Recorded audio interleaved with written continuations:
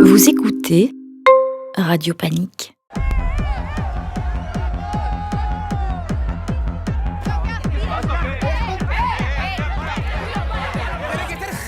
¿Qué pasa? ¿Han començat ells, Àlex? Jo què sé. Estaba mirando demasiado. Tú a mi hermana ni la toques, sé que te estoy viendo, perro.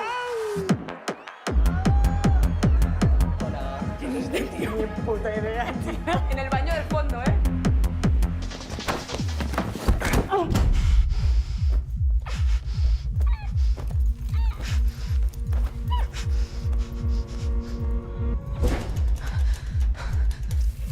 ¿Tú te vas a dormir con el Samir? ¿Qué fas aquí? Al final no. ¿Qué te pasa? Alexandra, Ya salgo. Veo que tienes una herida en la vulva. ¿Has tenido sexo no consentido? No. Habla más fuerte. ¿Cómo huele? Ayer una cosa. Què? Que la nit de cap d'any. Però que estic bé, o sigui, no em passa res, de veritat. Tindrà la luz. Només et va tocar? No, Àlex. Necessito que siguis concreta, sisplau. Només et va tocar? Qui va ser? No ho sé. Com que no te'n recordes, tia? No te'n recordes de qui va ser? Recordo de res, vale? És que per què no m'ho vas dir llavors?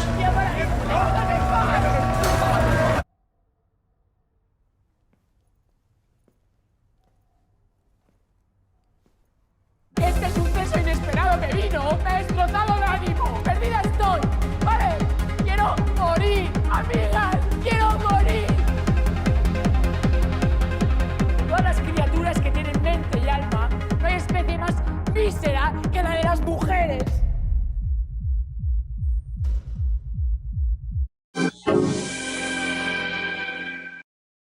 Salut, c'est Baude, c'est Saturday Night Panic, 5e jour de bif et on va vous parler d'un film très important qui est Furia. Et juste à côté de moi, j'ai Angela Cervantes. C'est une actrice espagnole, reconnue pour sa justesse et son intensité. Elle a été révélée au cinéma par des rôles forts et sensibles. Elle impressionne aujourd'hui dans Furia en Espagne, le nouveau film de Gemma Blasco, où vous incarnez Alexandra, une jeune femme brisée qui trouve refuge dans le théâtre. Entre douleur, muette et puissance intérieure, Angela livre une performance bouleversante. Hello and nice to meet you and thank you for receiving me. Hello, it's a pleasure. My first question about the movie, it's how did you approach such an intense and painful role as Alexandra? What guided you to choose this performance? Yeah, but I was like very lucky because the director Gemma Blasco, she was my friend since high school. So when she started to think about this movie, I was like. She told me, and she told me that she wanted me to do this role. So maybe we were like at our 20s, and now we are on our 30s when we film it. So it was a long journey until we knew that we were able to film it, and we had the producer behind. So I mean, I had like a lot of time to approach the characters, so it's something that we are very grateful as an actress. But at the same time, it was a big challenge for me. It was my first main role in a movie, and also because of the intensity that you talk about, and the responsibility that you get when you do some role about this subject. But I think that I had a lot of trust on Gemma. She explains this story because she had some experience like this in the past. So coming from her, I had like a lot of trust on her, and she had a lot of trust on me. So we could like approach this, I think, with dignity or something like this. Okay, thank you. The film deals with heavy themes. Balancing silence and contained rage. How did you find that balance as an actress? Yeah, I think that the script was was very well written, and what we try to do is like to separate all the phases where Alexandra goes through. Signs this the silence, the negation phase, where you didn't even want to talk about it because you don't want this to happen. So your mind is like on survivor mode, but somewhere in your body is there, So we try to approach it by working with the body, and I think that also it's a very physical movie, all of it, and to try to figure it out where it was in the body, and it was interesting that I located in the superior parts of the body, because I think how the rape is and everything is in the back, and Alexandra don't know who he is, so it was something like in there, and it was very interesting to approach by some like with the body, and then I had like to know when we were like on filming. Where we were, in what phase we were, like I had to be very focused, like, okay, now we are in this point, and also because the movie goes like from the past to the present, like before the rape and in the present, and it was like I really needed to be like very clear of in what stage we were. Alexandra finds a strange refuge in playing Medea on stage. What did this parallel between Medea and your character teach you?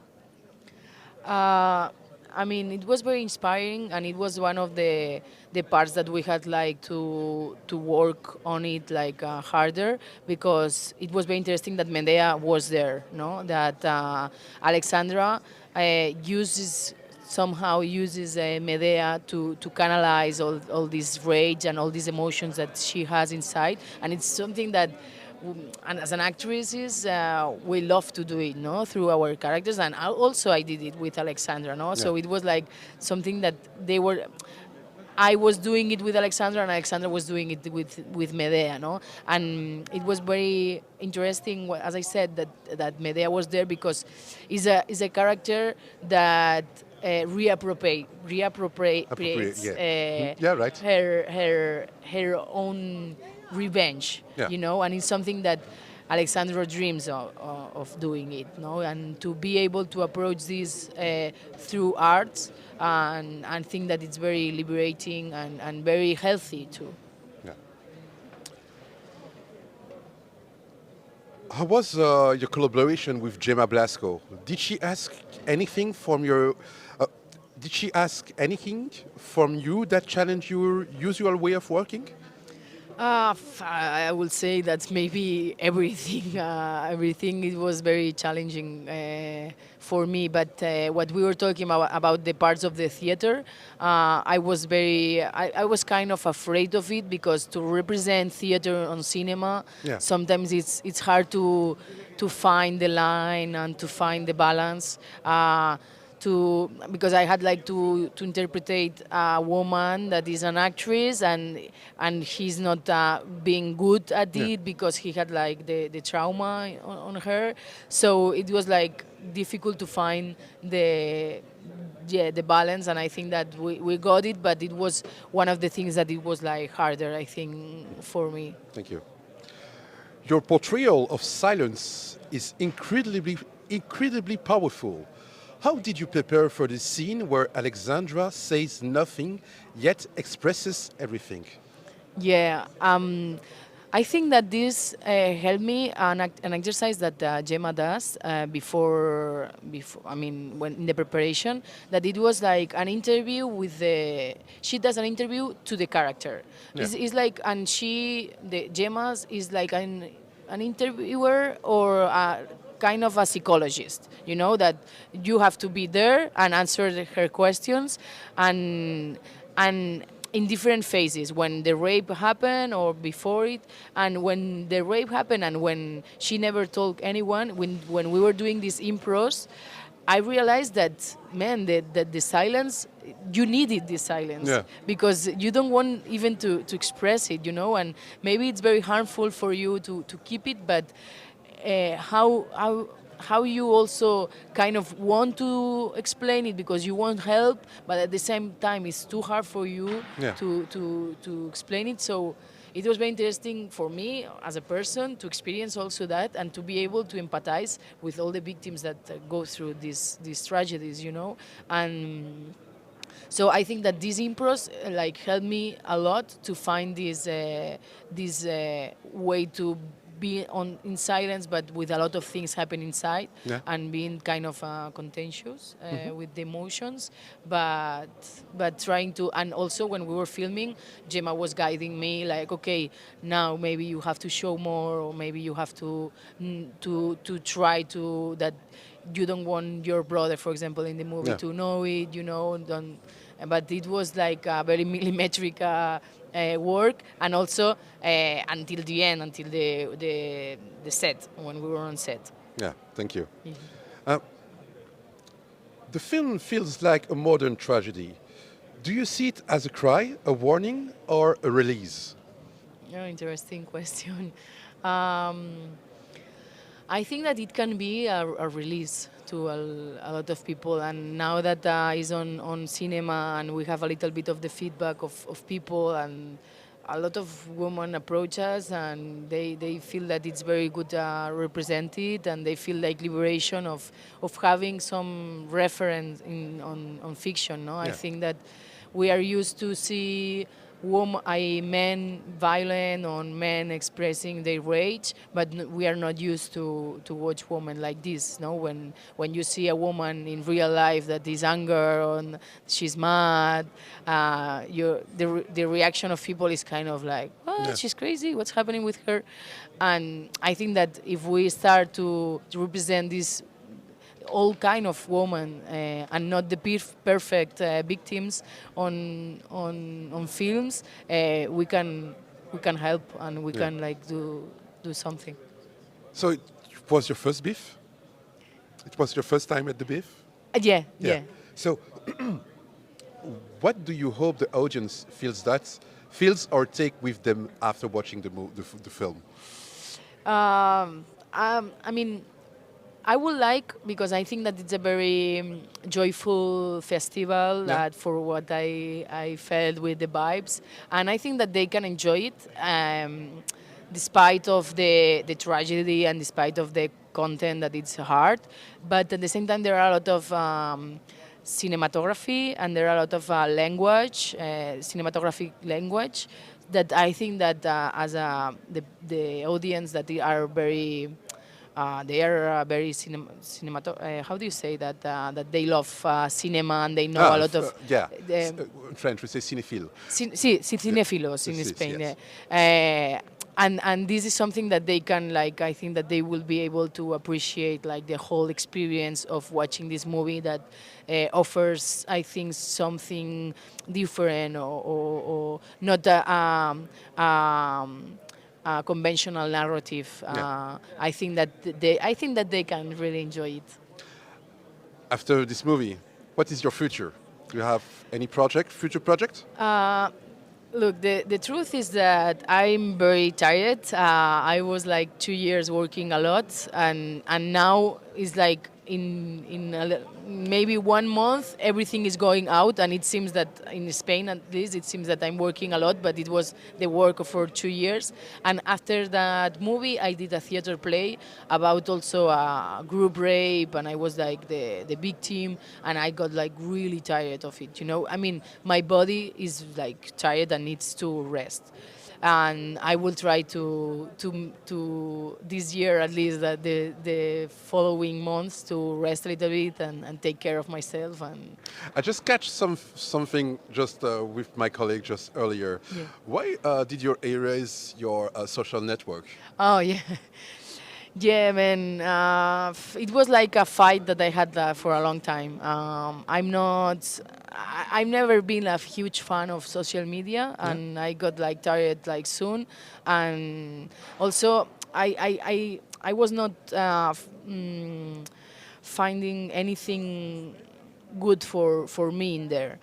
And at the same time, I think that it's a mistake for an actress to not be on social media. Of course. And it's an internal fight that I have, because maybe I have to find some way to do it in a maybe like very professional profile or something like this. But I believe in the way that we are using them are not bringing us good things, and I try to do a step back. And the truth is that I'm very happy. I'm fine. It's not the real life. Yeah. I'm not. I don't want to live for sharing. I want to live for me and. But at the same, I mean, for example, with my therapist, we were talking about this, and he says like social media is like a knife. Yeah. No? And for cooking you need a good knife, but also if you are not using it right, you can cut yourself. But it's useful, and you have to find the way to use it in a healthy way, and to cook. Yeah. And it's true, but for me, now I'm feeling good. The thing is that now with all the promotion and talking about all the projects, I realize how important it is, not just to be able to bring your projects to more people. Also, for example, in all these events that you have to dress and you need to make up and everything, they are not going to do it if you are not in social media, And I was like, okay, so don't make makeup for me, okay, And I realize how important it is, but for now I try to do it myself, to find people that help me with the post. Yeah. But yeah, it's a problem. Thank you so much, Thank you so Angela much Cervantes. Voilà, c'était l'interview ici au BIF avec Angela Cervantes. Furia, qui sera... normally we can find the movie on a VOD platform? Yeah, for now it's not. It's on cinema in Spain and also in the festivals. But for now I don't know, because there is no platform yet. No. It's a very So, small. thank you so much for this interview. To you. And I hope you're the best. Thank you. Salut, c'était Maud et on se revoit pour la prochaine en ligne. C'était le 5e jour du BIF. Ciao, ciao.